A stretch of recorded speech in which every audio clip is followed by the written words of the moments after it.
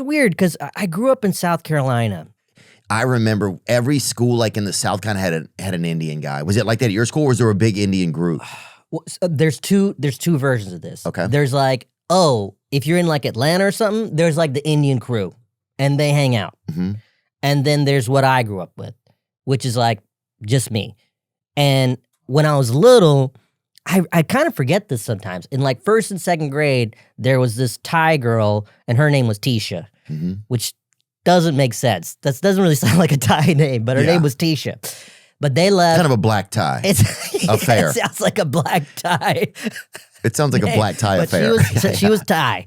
And but they left, and then it was just me as Indian, and it's in the 80s. And, you know, it's so interesting to look back. I was thinking about this, and I had a conversation with my mom a while ago that really, like, blew me away. So first off, you know, as soon as I tell people I grew up in South Carolina, they're always like, oh, it must have been so racist, all this stuff. And of course, there's moments where it wasn't nice and like whatever. people calling you almost N-word or something like that? Oh, N-word, not almost. Oh, really? Yeah. Well, those people are nearsighted or whatever, I feel like. I don't know. That's crazy. But there was also, I feel like, you know, there was a time I was writing something and I asked my parents to just tell me, like, I didn't want to write stuff about people being racist to people. I wanted to write something positive. So I was like, tell me things you remember that were positive, like experiences you had, you know, being because, you know, my parents are there in the 80s. It was different for sure. People there didn't even know what Indian people were. They didn't see them in the culture. They didn't see nothing. Yeah, they didn't understand. It looks like a black person that they didn't finish the job on or whatever. Kind of, you know, no judgment. Let's just make sure that quote is attributed to you. Yeah, for sure, dude. But I think it's like, because sometimes you do see that Indian dude, you're like, is this a black dude or an Indian dude? But we're joking, but it is what people were saying. They had never seen Indian people before. Yes, and I they agree. were not in the media or anything. And so my experience, you know, I'm talking about the positive stuff. First off, I skipped first and second grade. I did first and second grade in 1 year. So people were like, oh my God, this genius little brown boy. Yeah. And so I was like, I was in a small school. There was like 30 kids in my class. There's 8,000 people that live in my town. But you know, I was raised by my parents, but and first grade's fucking easy, dude. First grade is easy. My dad would show me the fact that it takes a whole year. You're like, what the fuck are we doing? My dad would like write little math problems and stuff for me, so I was really advanced in like math and stuff. It's so in the easy. middle Go of back first and look grade, at it. Yeah, no, you should be able to teach your kid all that stuff before you can they even get to school. eavesdrop. You can tap into like classrooms and watch it. It's like, this is so fucking easy, dude. I wish you had a Ring camera in there and just be giving the kids the answers and shit. What? It's yellow. If they had like one of those Ring cameras, you could talk in like a children's class or whatever. I mean, back then, no Ring camera. Just had my dad teaching me stuff. So by the time I was like halfway through first grade, they called my parents. They're like, you got to get him out of here. He's got to go up to second grade. And so I went to second grade, and that was like this big story in the school that some kid had skipped a grade. Yeah, it's like when LeBron left Miami. It was exactly like LeBron. I was like LeBron with like very elementary math problems. Yeah, LeBron. Yes, exactly. And but you know, when I was thinking back about my childhood and talking to my parents, and you know, there was these two ladies that took care of us. First off, I was talking to my mom, and she was talking about how when she came to South Carolina, my dad had been in America. He was in New Jersey doing his residency. Then he went back to India, married my mom, and then they came to South Carolina, where my dad moved, because he applied for these jobs all over the country, and in South Carolina, they didn't have a lot of the doctor he was. He was a gastroenterologist. So then they moved to South Carolina. My mom comes to South Carolina. This woman's never left India like this. Fuck, that's crazy. She's in Bennettsville, South Carolina. Not like, oh, you're in New York City. No, Bennettsville, South Carolina.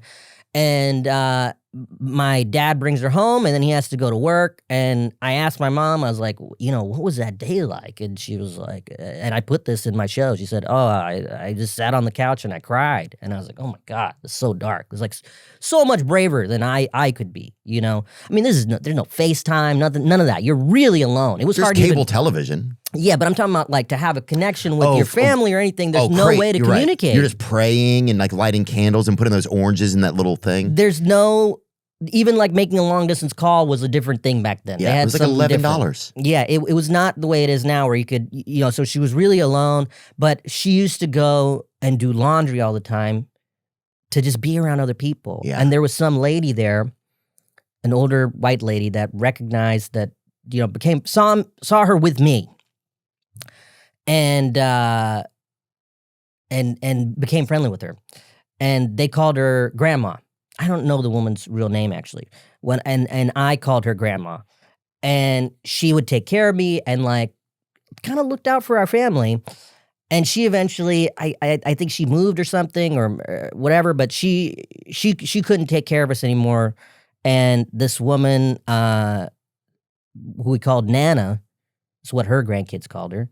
She started taking care of us. And then there was this woman named Miss Beulah who would take care of us after school. She had some tits on her, I bet. Miss Beulah, rest in peace. I'm not going to comment away, on my that. bad. Yeah, I didn't know that, and I hope. Let's not. But Miss Beulah, as you might guess from the name Beulah, black woman from the South, and would cook the meanest Southern food for us. So I would eat Indian food and Southern food, and so Nana and Miss Beulah were part of my life, and I had a sister that passed away, and she was a few years younger than me, and she had a very rare. She had a something called Hurler syndrome. It's a super rare liver disease. Sorry, it's obviously a little heavy for me, but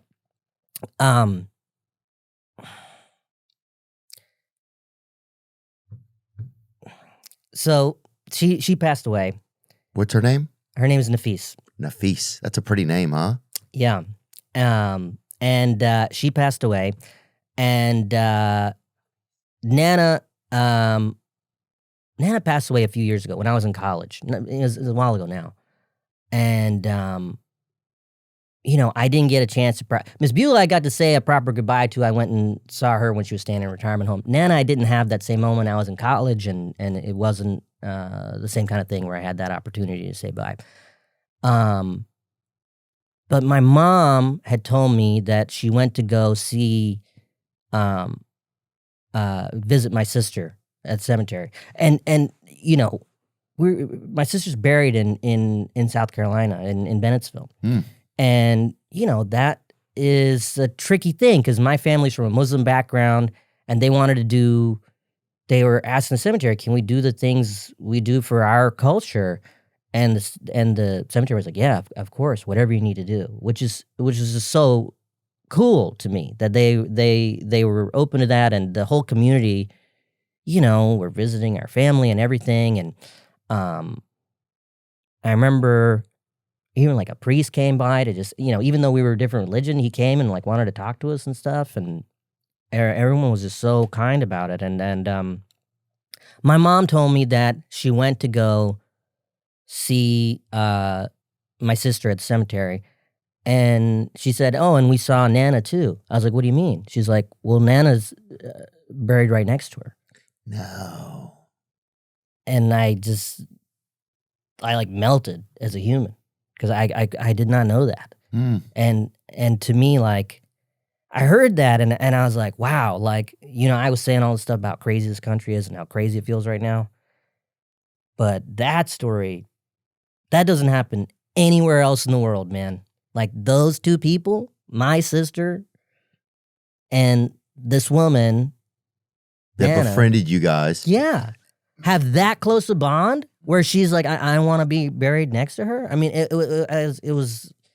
Wow. I did not know that. And I heard that and I was like, I don't know why it popped in my head, but I'm so glad it did, and that I got to share that with you because I heard that story and I was like, man, people need to hear that story because it's not the story people want to tell.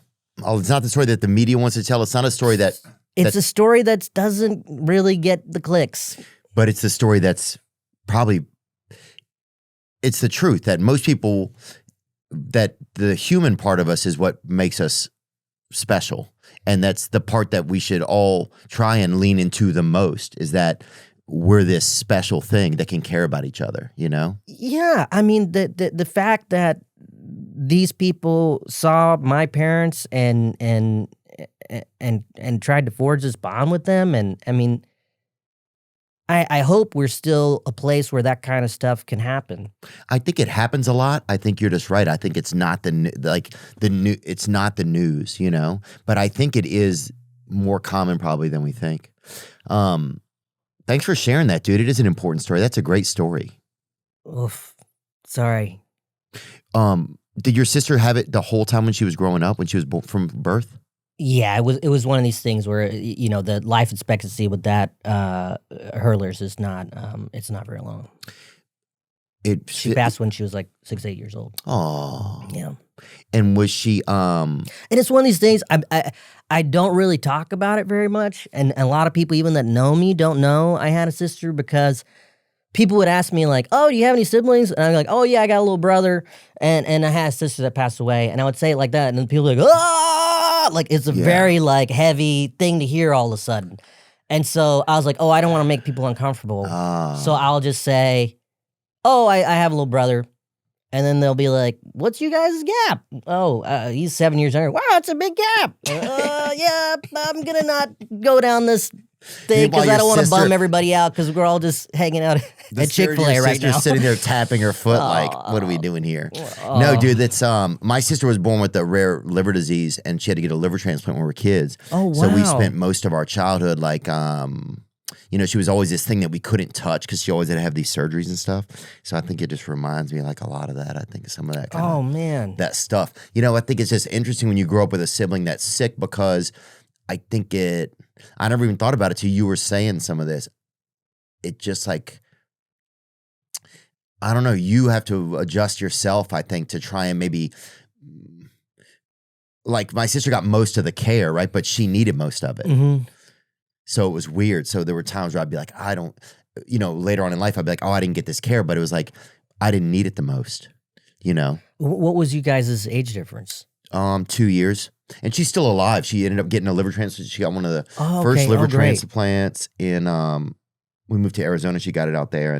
But that's incredible. But it was just this whole time when she was a kid, she was always being flown off to these places and they sounded magical, like Rochester, Minnesota, just different places where there's these big hospitals. And she'd come back like this, like, almost like this Build-A-Bear that somebody done a shitty job with. You know what I'm saying? Like just all these scars and stuff. But it was just, she was always this, it was weird because you like couldn't hold it. It was just like, it was interesting. Did you have any experience like that with your sister or what was it like? There wasn't that kind of, there wasn't like all these things to try because the hurlers is pretty, they don't really have a thing. There's like, oh, you can maybe do a bone marrow transplant, but it's not really a thing they've made much progress on. So there was never anything like that. And I don't know, it's interesting talking to you about this because you think about, it's like when you're a kid, it's so hard to understand what's happening. You have no frame of reference. And, Totally. When I look back on that stuff as an adult, I can't imagine how hard it was for my parents. Like, oh, yeah. To have a child that has something like that and then to lose a child, I can't, it's strange to like step outside of yourself. And honestly, this is like some of the most I've talked about it with anybody. And I don't mean to pry about it. It's just, and there's also a thing no, and not at all. I don't think prying at all. And I think it's really interesting that you had something. Your sister had something as well. But there's a thing with like Indian families, and maybe it's a lot of families in that time. It's like you don't talk about stuff. Oh, really? Is that like an Indian thing, kind of?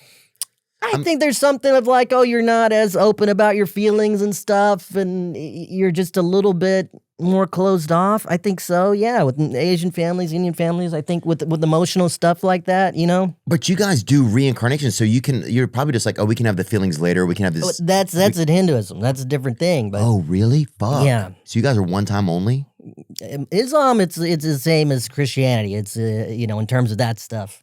As far as I know, I'm not a super religious guy, but yes, that's there's the reincarnation is just in Hindu culture. Dang, so you guys are one and done, huh? I mean, so is a lot of people. Okay, I'm just saying, yeah.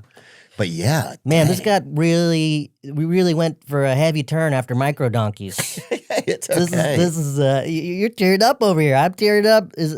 But it's good to talk about this stuff, and you know, it's so strange to think back about, you know, those times and Yeah, to think about your everything my parents. family went through, That's the especially thing. my parents. I You know. know, I never think about that. I always think about things. This is one place that I kind of like struggle with, I think.